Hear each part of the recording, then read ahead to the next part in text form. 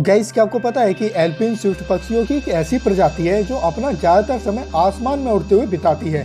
और यहाँ तक कि रात के समय भी ये पक्षी जमीन पर नहीं उतरते और ये सोते भी हैं तो उड़ते हुए ही सो लेते हैं। वैज्ञानिकों ने जब एक एल्पिन स्विफ्ट पर नजर रखी तो वो 200 दिनों तक वह पक्षी लगातार उड़ता रहा। जापान के 37 साल के जोशी मोरीमोटो ने खुद को किराए पर रख रखा है।